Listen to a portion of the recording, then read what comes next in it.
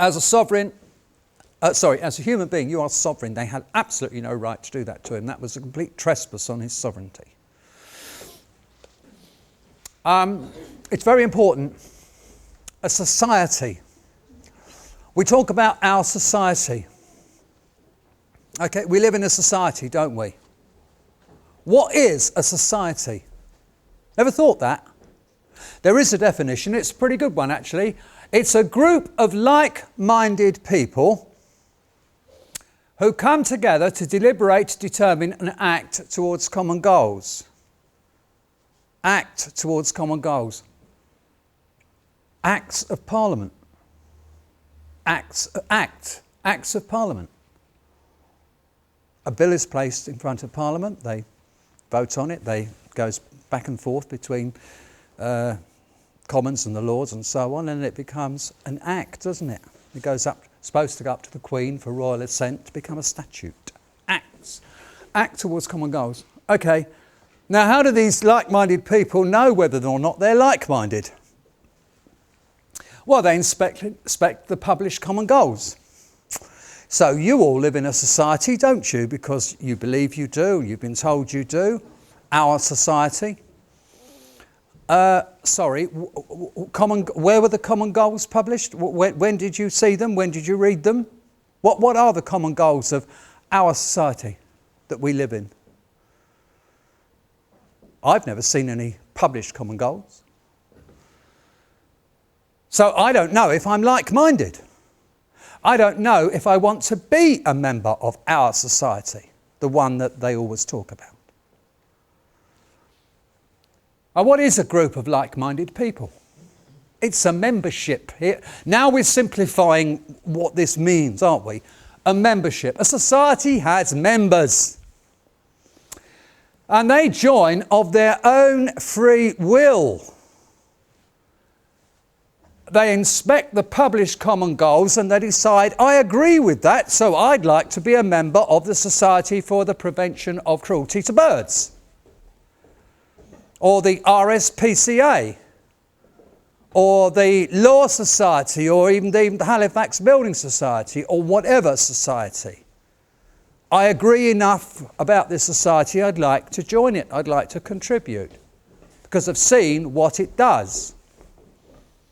But what happens after a period of time, if a member decides that the direction of the society is subsequently taken, they can no longer agree with it. Hang on a second, I don't like the way this society is going. Oh, what can I do? Resign is what you can do without recriminations. Now the point is that only of your own free will can you join a society, and no one has the right to join you.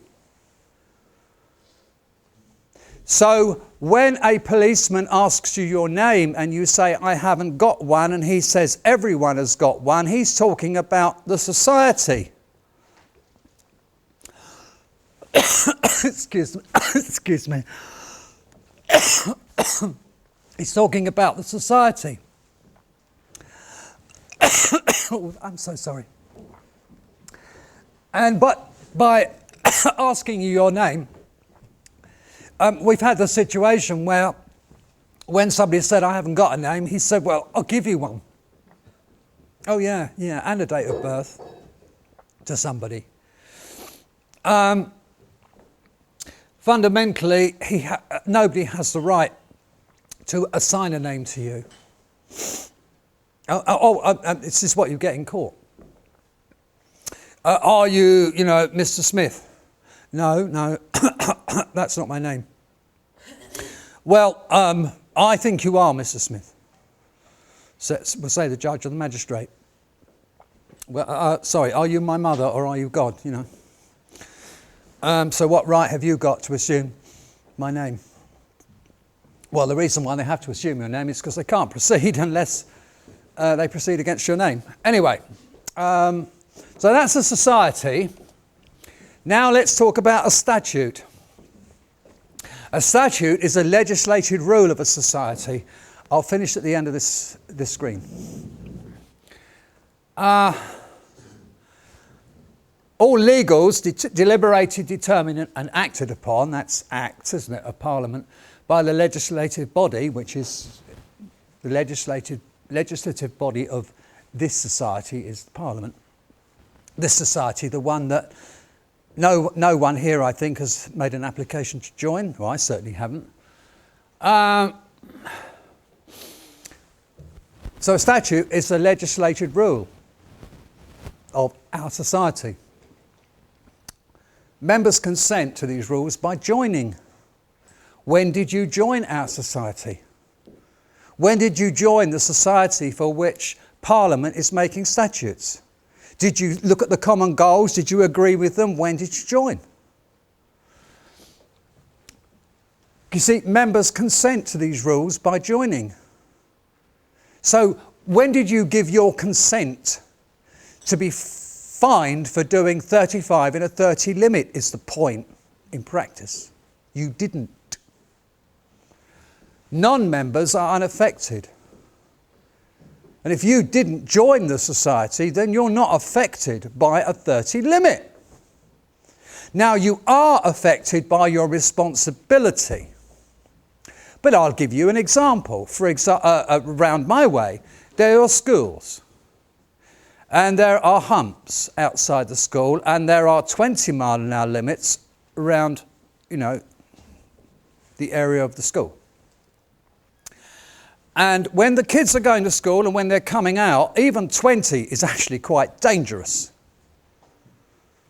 Okay? Yes, so acting responsibly, you would really take it easy when the kids are going to school and when they're coming out. But the rest of the day and night, it's just a bit of road. So why has it got humps there and why has it got 20 limit? What we need are responsible people who know how to drive and go, oh, the kids are coming out, I better take it easy. We need to act responsibly at all times. And then we don't need humps and 20 limits, is my contention. To think about this in another way, your doctor does not need to obey the legislative rules, in other words, the statutes, of the Law Society. Do you obey the statutes of the Law Society, doctor? Don't be bloody stupid, I'm your doctor. But I do accept the statutes of the British Medical Association, and I have taken a Hippocratic oath. Your lawyer, your solicitor, does not need to obey the Hippocratic oath and the legislative rules and the statutes of the British Medical Association. But he does need to obey the statutes of the Law Society, which are different. Your postman does not need to obey either sets of legislative rules, but in fact your postman has got rules of his own. For example, he's supposed to put the post through the letterbox of the address. And even if you know the postman, you're still not supposed to hand them to you if you're walking out and saying, oh, is there any posts for me? He's supposed to put them through, the letterbox. I presume if he's your brother or your sister or somebody, they might, okay, here's yours, But, see, it's the interesting thing about postmen, though. I'm not knocking postmen, we say they do a good job and they do it in all weathers and all that sort of thing. But if you think about it these days, okay, with emails, with phones, with cars, most people keep in touch with their friends and associates by email, by phoning them or by going round to see them or meeting them down the pub. Very few people these days keep in touch, loving touch, with their friends and family by letter. All right, Christmas cards and birthday cards, yes. But, most of the mail that the post office puts through your letterbox is either, junk mail in many cases, or because they now deliver junk mail, don't they? Or bills, So with all due respect, a large chunk of what they do is actually giving you a certain amount of misery. Okay. Did you consent to become a member of the society whose legislative rules your Parliament and Congress acts? When was that? Parliamentary congressional statutes are nothing more than company policy, because they're a company and they're making their own company rules. The Ministry of Justice Corporation, actually, to be exact, is the company for the statutes in this country. And that's why we use the term policy men to refer to enforcers of company policy. They are just, they call themselves the police, we call them, or policemen, we call them policy men, because all they're doing is enforcing the company, most of the time, is enforcing the company policy on non-members. Because I didn't consent. And if they actually asked me, I wouldn't consent. About 2 weeks before the general election, the Conservatives put up on their website, they said, we are offering a contract with the British people. And they wrote down the contract they were offering, which was complete bullshit, because all they were offering is the political system as it stood. You vote us in and we'll give you all the shite you had before, fundamentally. But they actually did say, we're offering you a contract. Well, as soon as they used that word, we were off and running, because all we did was we wrote a letter to David Cameron. We wrote one together, but a few of us sent it. Dear Mr. Cameron, we understand that you're offering me you're offering me a contract, according to your website, just to let you know that if you become Prime Minister, I do not accept your contract.